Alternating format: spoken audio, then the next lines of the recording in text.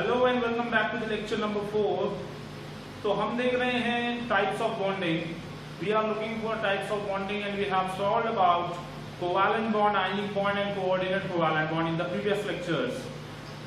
हमने जो है ब्रीफली दो बॉन्ड देखे हैं, एक कोवैलेंट और दूसरा ionic, because they are easy one.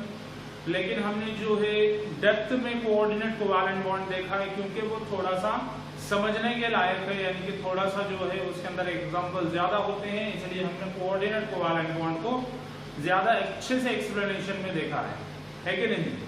The last bond कौन सा है जो हमें देखना रह गया है, that is metallic bond. So the number 4 bond is metallic bond, but it is again a very simple type of bond. It is a very simple type of bond. तो मेटालिक बॉन्ड जो है उन सभी metals में बनता है जो सारे आपको पता है, सभी। All the metal possess metallic bond, that's why they are called metals, है ना जी। सीधी सीधी बात है, इसीलिए उनको अपन मेटल कहते हैं क्योंकि उनके अंदर कौन सा बॉन्ड होता है, मेटालिक बॉन्ड होता है। तो मेटालिक बॉन्ड तैयार कैसे होता है? So suppose we have a piece of metal that is iron. ये हमारे पास आयरन का पीस है, छोटा सा ही है। लेकिन अब जो है हमारा एंड्रॉइड का दौर है ना, तो हम इसे जूम करके देख रहे हैं तो वो बड़ा दिख रहा है हमें, करेक्ट है। तो ये सब हमारे पास क्या है, ये पीस ऑफ मेटल है। अब मेटल का पीस है, आयरन का है, तो इसमें एटम भी किसके रहने वाले हैं, आयरन के ही रहने वाले हैं definitely.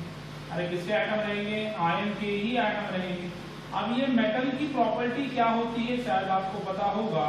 The property of metal is it donate electron. The property of metal is donate electron. Metal electron donate करती है। अब मेटल इलेक्ट्रॉन डोनेट करती है तो कहाँ करती है, किसी और को करती है क्या? हाँ, किसी और को भी कर सकती है, लेकिन यहाँ कोई और मेटल है नहीं।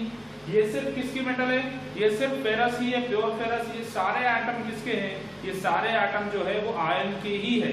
तब आयन अगर इलेक्ट्रॉन डोनेट करेगा तो ये इलेक्ट्रॉन कहाँ जाएगा, कहीं नहीं, उसी मेटल में रहेगा। डोनेट तो होगा इलेक्ट्रॉन, लेकिन इलेक्ट्रॉन डोनेट होने के बाद कहाँ रहेगा, मेटल में ही रहेगा। आयन ने इलेक्ट्रॉन डोनेट किया, ये उसका इलेक्ट्रॉन, हमें पता है इलेक्ट्रॉन डोनेट करने पर चार्ज कौन सा आता है जी, प्लस आता है। इसलिए मैं मेटल पर कौन सा चार्ज लिख रहा हूँ, प्लस चार्ज लिख रहा हूँ, क्योंकि इलेक्ट्रॉन डोनेट करने पर कौन सा चार्ज आ जाता है, प्लस चार्ज आ जाता है। इस तरह से kernel of ions and sea of electron तैयार होता है। क्या तैयार होता है, इस तरह से कर्नल तैयार होता है। यहाँ पर इसको अपन कर्नल कहते हैं, यानी कि इलेक्ट्रॉनों का समंदर कहते हैं इसे अपन। क्या कहते हैं, सी ऑफ इलेक्ट्रॉन कहते हैं।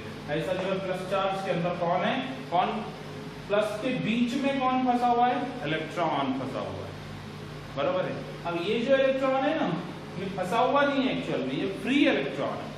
ये कैसा इलेक्ट्रॉन है, फ्री इलेक्ट्रॉन है, यानी कि आपकी तरह एक जगह नहीं बैठता है लॉकडाउन में भी।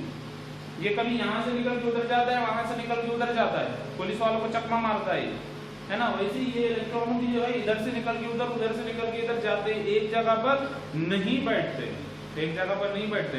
इस तरह से ये फ्री इलेक्ट्रॉन बन जाते हैं। कैसे इलेक्ट्रॉन बन जाते हैं, फ्री इलेक्ट्रॉन बन जाते हैं। जैसा कि आपके पेरेंट्स का आप पर दबाव नहीं चलता, वैसा मेटल का इस पर दबाव नहीं चलता। ये इलेक्ट्रॉन जो है किधर भी घूमते रहता है। इसीलिए हम कहते हैं मेटल जो है अच्छी कंडक्टर होती है इलेक्ट्रिसिटी की। Metal are the good conductors of electricity कहते हैं नाम, क्योंकि उनके अंदर ये फ्री इलेक्ट्रॉन बन जाते हैं, बराबर है। तो इस तरह से जो है यहाँ तक आप समझ रहे हो कि क्या होता है, मेटल अपने आप ही इलेक्ट्रॉन डोनेट करती है, और इलेक्ट्रॉन डोनेट करके कहाँ जाता है, कहीं नहीं, मेटल में ही रहता है। सही बात है। तो मेटल इलेक्ट्रॉन डोनेट हुआ और उसी में रहा, है ना जी, उसी में रहा। अब उसके बाद क्या होता है, अब ये जो मेटल का आयन है जिस पर प्लस चार्ज है, और इलेक्ट्रॉन है जिस पर कौन सा चार्ज है, माइनस। अब ये प्लस और माइनस के बीच में क्या होगा, बॉन्ड बनेगा डेफिनेटली। क्या होगा, बॉन्ड बनेगा, अट्रैक्शन होगा। इस तरह से प्लस और माइनस के बीच में अट्रैक्शन हो रहा है। अरे बोलो ना, किसके बीच में अट्रैक्शन हो रहा है, अट्रैक्शन हो रहा है आयन के बीच में और उसके इलेक्ट्रॉन के बीच में। There is attraction in between the ions of metal and electron which are donated by themselves। उन्हीं एटम्स ने वही इलेक्ट्रॉन लॉस किए हैं और इलेक्ट्रॉन लॉस किए हैं, और उन्हीं इलेक्ट्रॉनों के साथ बॉन्ड बना रहे हैं, यही इलेक्ट्रॉनों के साथ बॉन्ड बना रहे हैं। इस तरह से बॉन्ड बन जाता है। ये दो एटम को, ये चार एटम को पकड़ के रखने वाला कौन है, एक इलेक्ट्रॉन है। इस तरह से 4 एटम एक जगह आ रहे हैं due to this minus charge. The minus charge is electron. इस इलेक्ट्रॉन की वजह से ये प्लस ऐसे आपस में आकर मिल गए हैं, दिखाई दे रहा है ना। तो ये प्लस का अट्रैक्शन किसकी वजह से हुआ है? ये माइनस की वजह से। ऐसे कई सारे मेटल के एटम इन माइनस यानी कि इलेक्ट्रॉनों की वजह से एक जगह पर आए और क्या तैयार हो गया? मेटल तैयार हो गई, है ना जी। क्या तैयार हो गया? मेटल तैयार हो गई। इसको अपन कौन सा बॉन्ड कहते हैं? This bond is called metallic bond. कोई टाइप नहीं, सारे मेटल में बॉन्डिंग इसी तरह से होती है। कोई मेटल 1 इलेक्ट्रॉन लॉस करती है, कोई मेटल 2 इलेक्ट्रॉन लॉस करती है, कोई 2 से ज्यादा भी करती है। जैसा कि अगर आपके पास क्रोमियम है तो 3 भी करता है। इस तरह से जो है मेटल बस 1, 2, 3 इलेक्ट्रॉन लॉस करते हैं, लेकिन सब में बॉन्डिंग किस तरह होती है? इसी तरह होती है और इसकी कोई वैरायटी नहीं है। तो मेटालिक बॉन्ड कब और कहां तैयार होता है? मेटालिक बॉन्ड मेटल्स के अंदर तैयार होता है और वो मेटल के आयन और उसी के डोनेट किए हुए इलेक्ट्रॉन के बीच में बनता है। मेटालिक आयन और उसी का डोनेट किया हुआ इलेक्ट्रॉन के बीच में तैयार होता है। देख लीजिए और ड्रॉ कर लीजिए इसे, ठीक है। The bond is formed between the metallic ion and its own electron. So what we have completed all the 4 varieties. The first one is covalent, the mutual sharing of electron. The second one is ionic bond. Ionic bond किनके बीच में बनता है? Higher electronegative atom and lower electronegative atom के बीच में. And the third one was coordinate covalent bond, which was extra bond formed by only one atom. Extra bond किसके according कह रहे हैं अपन? वैलेंसी के अकॉर्डिंग। वैलेंसी से ज्यादा अगर बॉन्ड बन जाता है तो वो बॉन्ड कौन सा होता है? कोऑर्डिनेट कोवैलेंट बॉन्ड होता है।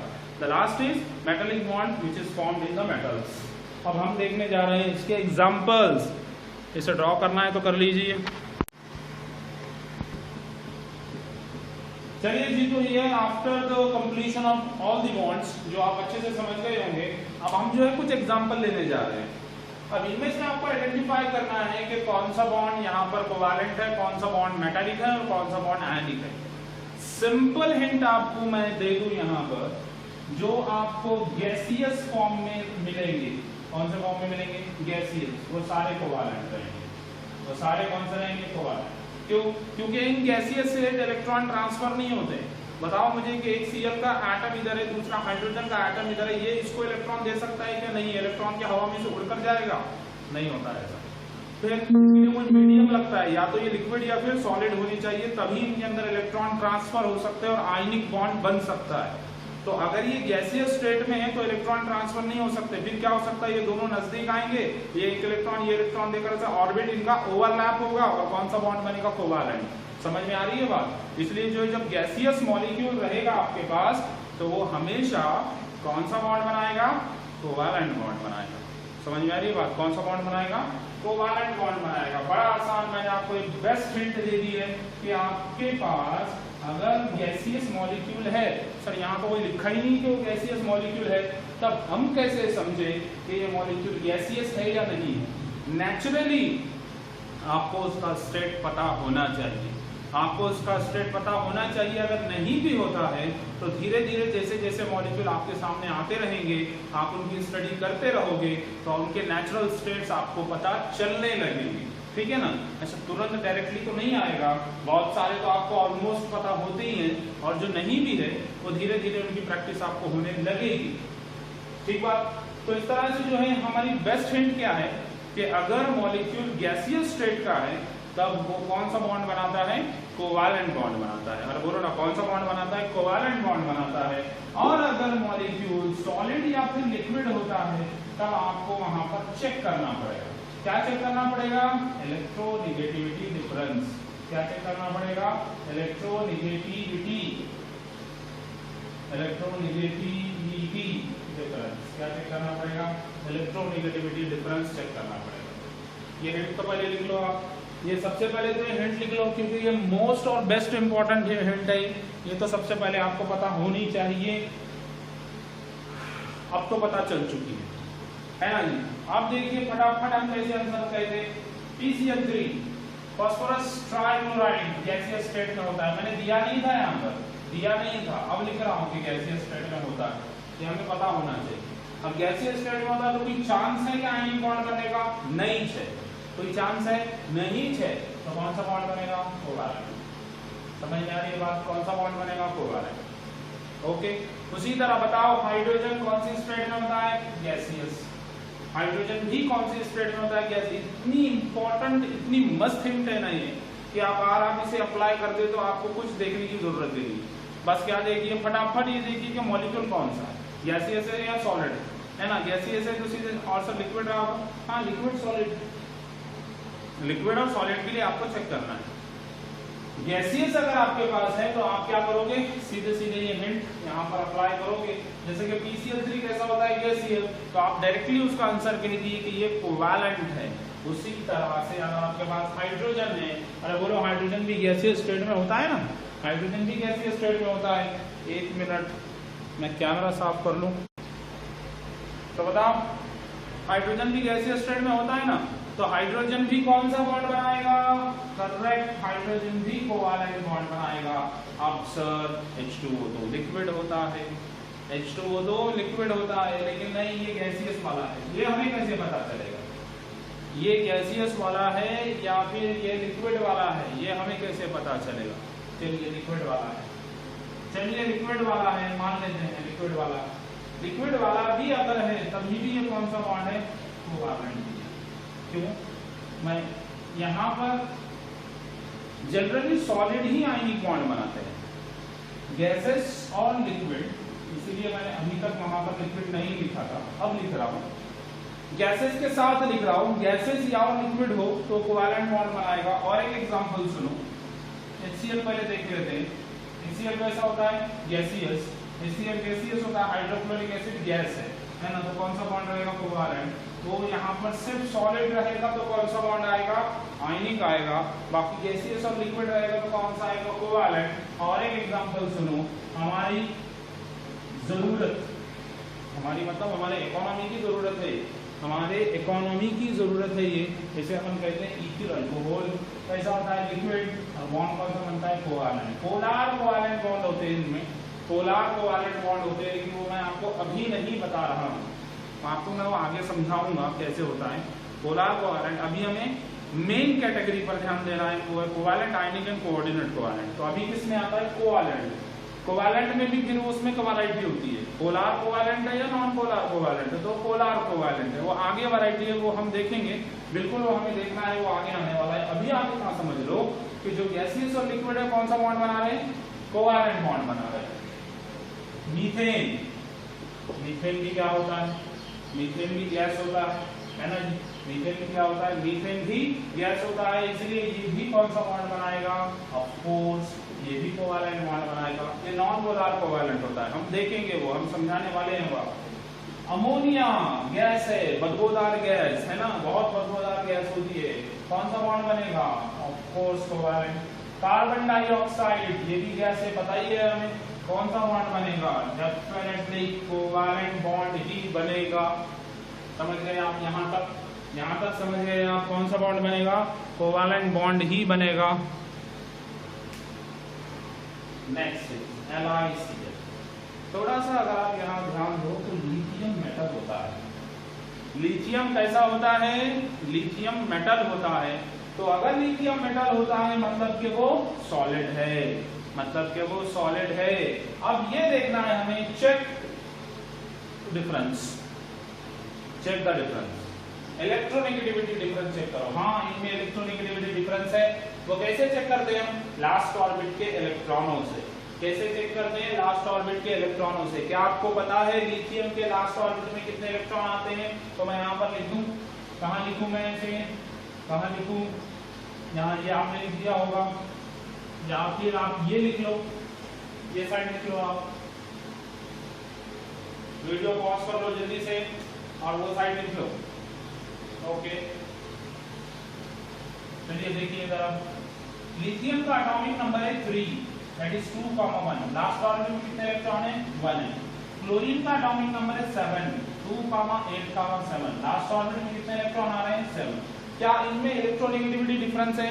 डेफिनेटली इनमें इलेक्ट्रोनेगेटिविटी डिफरेंस है, बहुत ज्यादा है। क्लोरीन के लास्ट ऑर्बिट में 7 इलेक्ट्रॉन है, लिथियम के 1 ही है। इलेक्ट्रॉन बॉन्ड का कौन ले जाता है? क्लोरीन ले जाता है। कौन सा बॉन्ड बनता है? आयनिक। कौन सा बॉन्ड बनता है? आयनिक। जब इलेक्ट्रोनेगेटिविटी डिफरेंस हो तब कौन सा बॉन्ड बनता है? आयनिक। वैसे ही सोडियम, सोडियम कैसा होता है जी, मेटल, मेटल है इसलिए ये कैसा रहेगा, सॉलिड, कैसा रहेगा, सॉलिड रहेगा। तो सोडियम के लास्ट ऑर्बिट में कितने इलेक्ट्रॉन आएंगे, सोडियम का एटॉमिक नंबर है 11, 2,8,1, 2,8,1, लास्ट ऑर्बिट में कितने इलेक्ट्रॉन आ रहे हैं, 1 आ रहा है। क्लोरीन के 7 आ रहे हैं, डिफरेंस है बहुत ज्यादा। कौन सा बॉन्ड बना, आयनिक, अरे बोलना कौन सा बॉन्ड बना, आयनिक, करेक्ट, करेक्ट।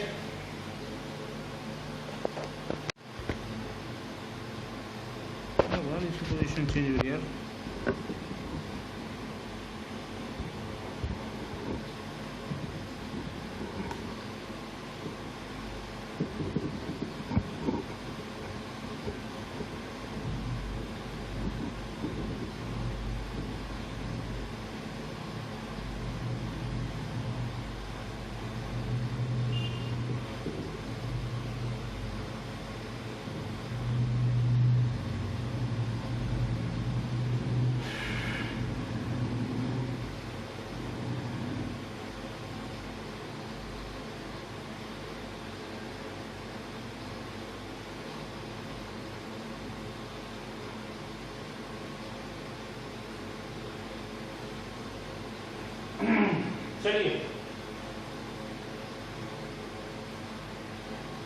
चलिए तो next is MgCl2, magnesium metal होता है, मैग्नीशियम भी मेटल होता है। तो मैग्नीशियम मेटल है इसलिए ये क्या रहेगा, सॉलिड, क्या रहेगा, सॉलिड रहेगा। तो बोलिए मैग्नीशियम के लास्ट ऑर्बिट में कितने इलेक्ट्रॉन आते हैं, फिर एक बार देखिए इधर, मैग्नीशियम नंबर 12 होता है, 2,8,2, लास्ट ऑर्बिट में कितने इलेक्ट्रॉन आ रहे हैं, 2 आ रहे हैं। क्लोरीन के लास्ट ऑर्बिट में 7, क्या इलेक्ट्रोनेगेटिविटी डिफरेंस है, बहुत ज्यादा है, इसलिए कौन सा बॉन्ड बनेगा, आयनिक बॉन्ड बनेगा। अरे बोलिए ना कौन सा बॉन्ड बनेगा, आयनिक बॉन्ड बनेगा, क्योंकि इलेक्ट्रोनेगेटिविटी डिफरेंस बहुत ज्यादा है और वो सॉलिड होता है। एल्यूमिनियम, एल्यूमिनियम फिर से मेटल, इसलिए ये भी क्या रहेगा, सॉलिड। एल्यूमिनियम का एटॉमिक नंबर है 13, नंबर कितना है 13, 2,8,3, लास्ट ऑर्बिट में कितने इलेक्ट्रॉन आ रहे हैं, 3 इलेक्ट्रॉन आ रहे हैं, और इसके लास्ट ऑर्बिट में आ रहे हैं 7, कितने आ रहे हैं, 7 आ रहे हैं। इलेक्ट्रोनेगेटिव डिफरेंस है, इसलिए ये भी कौन सा बॉन्ड बनेगा, आयोनिक, कौन सा बॉन्ड बनेगा, आयोनिक। सर इलेक्ट्रोनेगेटिव डिफरेंस कितने इलेक्ट्रॉनों में नहीं होता है, जब सेम इलेक्ट्रॉन हो, एक इलेक्ट्रॉन का डिफरेंस हो और 2 इलेक्ट्रॉन का डिफरेंस हो, जब दोनों इलेक्ट्रॉन कैसे हो, सेम हो, तब वहां इलेक्ट्रोनेगेटिव डिफरेंस नहीं है। कौन सा बॉन्ड, कोवैलेंट बनेगा। जब एक इलेक्ट्रॉन का डिफरेंस हो तब वहां पर भी इलेक्ट्रोनेगेटिविटी डिफरेंस नहीं है, वो भी कौन सा बॉन्ड बनेगा, कोवैलेंट। जब 2 इलेक्ट्रॉन का डिफरेंस हो वो भी इलेक्ट्रोनेगेटिविटी डिफरेंस नहीं माना जाता है, वो भी कौन सा बॉन्ड बनेगा, कोवैलेंट। जब 2 से ज्यादा का डिफरेंस आपको दिखाई दे, इधर 7 इलेक्ट्रॉन है, इधर 3 इलेक्ट्रॉन है, 4 का डिफरेंस आता है, इस तरह से वो कौन सा बॉन्ड बनेगा, आयनिक, क्योंकि वहां पर 4 इलेक्ट्रॉनों का डिफरेंस माना जाता है। समझ रहे हो बात को। अब ये लास्ट कौन सा है, Al2Cl3 taken twice, Al2Cl3 taken twice, देखिएगा Al2Cl3 टेकन ट्वाइस में जल्दी से वीडियो पॉज कीजिए, फटाक से लिख के लीजिए।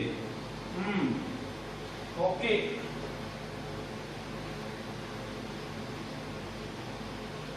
Al2Cl3 टेकन ट्वाइस में हमने बैटरी सिर्फ 7% है, इसलिए मैं बार बार कैमरा चेक कर रहा हूँ चल रहा है या नहीं। Al2Cl3 टेकन ट्वाइस में AlCl3 2 बार, अरे AlCl3 कितने बार है, 2 बार, ऐसे है ना, ये एक एल्यूमिनियम, ये दूसरा एल्यूमिनियम और एक से chlorine, Al2Cl3 taken twice. Chlorine कितने हैं, 6, एल्यूमिनियम कितने हैं, 2, है ना, यानी कि AlCl3 कितने बार है, 2 बार है। और AlCl3 में कौन सा बॉन्ड होता है, आयनिक, इतना तो हमें पता है। अब ये दोनों आपस में अटैच है, ये दोनों आपस में अटैच है, ऐसे ही कुछ हो रहा है, अरे बोलो ना, ऐसे ही कुछ हो रहा है, ये दोनों आपस में अटैच हो रहे हैं। कैसे अटैच हो रहे हैं, देखो वो ऐसे अटैच हो रहे हैं। क्या हो रहा है कि ये जो एल्यूमिनियम है और ये जो 3 क्लोरीन है, और यहाँ पर ये जो एल्यूमिनियम है और यहाँ पर ये जो 3 क्लोरीन है, सही बात। क्लोरीन के लास्ट ऑर्बिट में कितने इलेक्ट्रॉन हैं, 6 में से ये बॉन्ड में कितना गया, सिर्फ एक, कितने रह गए, 6। सॉरी, क्लोरीन के लास्ट ऑर्बिट में कितने इलेक्ट्रॉन होते हैं, 7 7 में से यहाँ पर कितना चला गया 1, कितना रह गया 6 है ना। बॉन्ड में कितने इलेक्ट्रॉन होते हैं 2, इसका एक होता है और इसका एक होता है, यानी क्लोरीन में कितना लगाया एक ही ना, तो क्लोरीन के लास्ट ऑर्बिट में कितने इलेक्ट्रॉन रहेंगे 6, करेक्ट है। एल्यूमिनियम के लास्ट ऑर्बिट में आगे लिखा था हमने कितने इलेक्ट्रॉन होते हैं एल्यूमिनियम के लास्ट ऑर्बिट में, एल्यूमिनियम का नंबर है 13, 2, 8, 3, लास्ट ऑर्बिट में कितने इलेक्ट्रॉन होते हैं एल्यूमिनियम के 3 ही होते हैं। तो एल्यूमिनियम के तीनों बॉन्ड बन गए, एल्यूमिनियम AlCl3 बनाया ना, एल्यूमिनियम ने कितने बॉन्ड बना दिया 3, एल्यूमिनियम 3 क्लोरीन के साथ लगा हुआ है इस तरह से, एल्यूमिनियम 3 क्लोरीन के साथ अटैच है। तो एल्यूमिनियम के लास्ट ऑर्बिट में इलेक्ट्रॉन रह गया क्या, बिल्कुल नहीं। तो एल्यूमिनियम के पास बॉन्ड बनाने के इलेक्ट्रॉन बचा नहीं, तो बॉन्ड बनाने के लिए इलेक्ट्रॉन दोनों इलेक्ट्रॉन कौन लगाएगा क्लोरीन, और कौन सा बॉन्ड बनाएगा कोऑर्डिनेट कोवैलेंट, कौन सा बॉन्ड बनाएगा कोऑर्डिनेट कोवैलेंट। अरे बोलो ना क्यों, क्योंकि क्लोरीन का वो एक्स्ट्रा बॉन्ड है, क्लोरीन अकॉर्डिंग टू वैलेंसी कितने बॉन्ड बनाने चाहिए एक ही। अरे बताओ क्यों, क्योंकि क्लोरीन का एटॉमिक नंबर 17, 2, 8, 7, लास्ट ऑर्बिट में कितने इलेक्ट्रॉन आते हैं 7 आते हैं। कितने इलेक्ट्रॉन रिक्वायर है सिर्फ एक, क्लोरीन को कितने इलेक्ट्रॉन रिक्वायर है सिर्फ एक ही इलेक्ट्रॉन रिक्वायर है, तो कितने बॉन्ड बनाना चाहिए एक ही, उसने एक बॉन्ड ऑलरेडी इधर बना दिया था। अब ये जो दूसरा बॉन्ड बन रहा है जिसमें दोनों इलेक्ट्रॉन क्लोरीन ने ही लगाए हैं, क्योंकि एल्यूमिनियम के पास इलेक्ट्रॉन बाकी नहीं था, तो ये कौन सा बॉन्ड कहलाता है कोऑर्डिनेट कोवैलेंट बॉन्ड। कौन सा कहलाता है कोऑर्डिनेट कोवैलेंट बॉन्ड। अरे हमने कोऑर्डिनेट कोवैलेंट बॉन्ड का और एक नाम बोला है क्या आपको, हमने और एक नाम बोला है क्या आपको, उसे ही हम कहते हैं डेटिव बॉन्ड। अरे हम इसी क्या कहते हैं, हम डेटिव बॉन्ड भी कहते हैं, समझ रहे हैं आपको। चलिए कोरा लगा के पीछे जल्दी से कॉपी कीजिए फास्ट, वीडियो करिए पॉज और लिख के लीजिए okay. So this is what about we have finished our today's lecture, in which we have taken the about types of bond and the examples of bond. We have started the bond from metallic bond and we have taken the examples of bonding. I hope that you understood this topic. अब इसके the rest will be continued in next lecture. अगले lecture में जो है हम ये मैं आपको बता दूँ। So these are the very basic things related to bondings. सबसे पहले तो हमने bonding ही क्यों चुना बेसिक में, बॉन्डिंग हमने इसलिए चुना क्योंकि हम हमारा जो next chapter according to syllabus शुरू करने जा रहे हैं वो है chemical bonding and molecular structure. अरे बोलिए ना कौन सा है, chemical bonding and molecular structure. Bonding उसमें वर्ड आ रहा है, यानी कि वहां पर आपको बॉन्ड पता होने चाहिए, और ये बॉन्ड हमें एक्चुअल में 10th में होते हैं। आप कहोगे 10th में तो हमने ये सीखा नहीं, ये एक्चुअल में 10th और 11th के बीच में होता है, जिसे हम कहते हैं फाउंडेशन, है ना जी। वो फाउंडेशन में सिखाना जरूरी होता है, लेकिन ड्यू टू लॉकडाउन आप हमारे पास फाउंडेशन को नहीं आया और हमने लिया भी नहीं था, इसलिए मैंने आपको ये पहले बता दिया। अब नेक्स्ट अब इसी पर जो रिलेटेड चैप्टर है कौन सा, chemical bonding and molecular structure, वो हम नेक्स्ट लेक्चर से शुरू करने वाले हैं जी। तो अगले लेक्चर से हम क्या शुरू करने वाले हैं, हमारा सिलेबस शुरू करने वाले हैं। तो अगले लेक्चर से आपको बहुत ही सारे लेक्चर सीरियसली सुनने हैं जैसे आप सुनते आ रहे हो। ओके, तो चलिए फिर the rest will be continue tomorrow in next lecture. तब तक के लिए आप घर पर रहिए, सेफ रहिए। Thank you very much and good bye.